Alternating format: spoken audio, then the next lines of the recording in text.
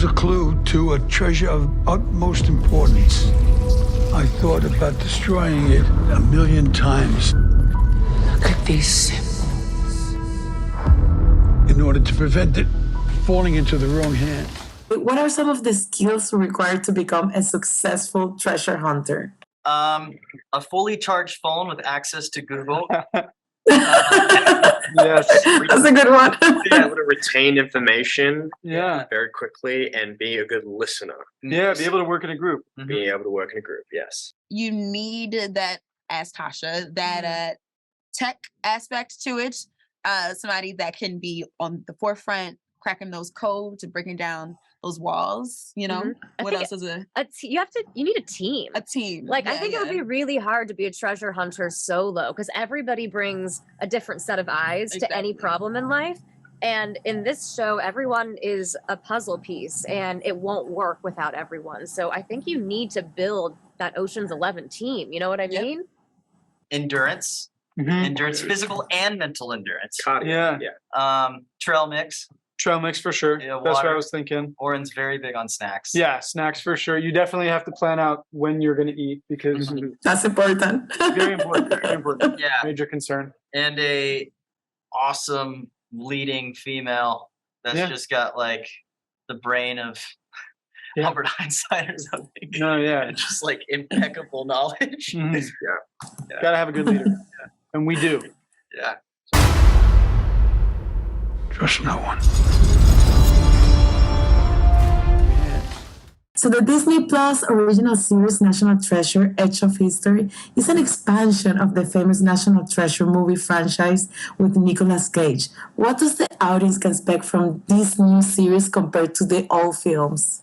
Well, we're just going to pick up 15 years later. I mean, we're still in this same world. All of those beloved characters still exist. We're just going to bring in a young, hip, diverse group of treasure hunters and see how this all unfolds through different lenses. But you'll see a lot of those familiar faces, and there's a ton of Easter eggs. It has the same spirit as the movies. We're just going to take you on a different ride and show you a different treasure and just open it up for this franchise to continue to exist. Yeah, I mean, I think you can expect a lot of what you saw in the original movies in the TV show. It's the same writers, the Wibberleys, the genius Wibberleys, created this incredible franchise and brought a lot of the heart and mystery and romance and comedy, everything that was amazing about the movies, they brought to the show. Yeah. And they can expect everything. It's very much in the same world because it is in the same world. The daughters of the plumes. Yeah. And locations are an integral part to any good treasure hunt, and the poster features some of the key places for the Edge of History. What were the most significant locations?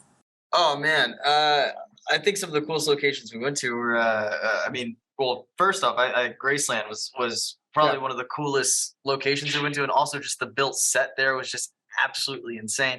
That was one of my favorites. I think also the first time laying eyes on the Clue Room. Yeah. And the Sadusky Mansion was also just like mind blowing. Yeah. There are some jail sequences, and all the jail sequences were really fascinating, locations. They had a lot of history, a lot of haunting history. So Yeah. that was kind of thrilling and scary at the same time. We had a lot of fun there. Where did you get that necklace? It was my dad's. He died when I was a baby. And the hunt begins in none other than the Library of Congress, a staple in both of the National Treasure movies. From all of the scenes, which one was the coolest adventure scene to shoot? Such a good question. I think episode 6, we're at the Alamo, and it was quite adventurous. I will say that. It was very action-packed. So yeah, I think for me, that might have been my favorite. That was such a large scale set piece with so many extras and horses. And I mean, they definitely brought the production value to this show. These sets are out of this world. The production design was absolutely incredible. You know how like sometimes like movies will feel so epic and a TV show feels like a smaller version of that? It really feels like we're Yes. giving you 10 fully produced movies. And that Alamo set piece is a great one. Yeah. That's the symbol on your necklace. I know. What if I told you everything you know about your dad is a lie?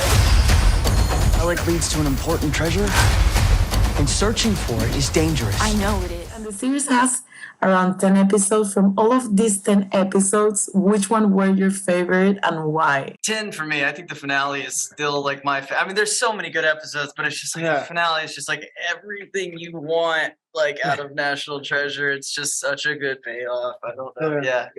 I really love episode 7 because the show is built like a movie. It's you know, all this info and then it's a sprint towards the end. And I think 7 is really that turning point where it gets to the climax and you're like, it's nonstop action and fun and exciting locations and just a lot of really exciting stuff to watch from 7 on. It was incredible. In episode 5, Tasha really gets to say her thoughts that she was kind of trying to not say, but something happens and Jess needs her help, so she takes that opportunity to really just go off, and that was a really cool scene to film. And also everyone just looks so beautiful in 5, and I'm always for that. Agent Ross has this very interesting trajectory during the season where you don't really know for a while if she's friend or foe to these hunters. And episode 9 is kind of her hero episode in which a huge change happens. And there's some really awesome action in that. And you see the biggest shift in her in 9. Also, penultimate episodes are always fun. They always leave you with the great cliffhanger that's going to take you into the finale. And this cliffhanger is like jaw on the floor. This is cooler than any room on any episode of Cribs I've ever seen. Ben Franklin glasses? Oh my God. I want that relic. Everything I thought I knew about my dad.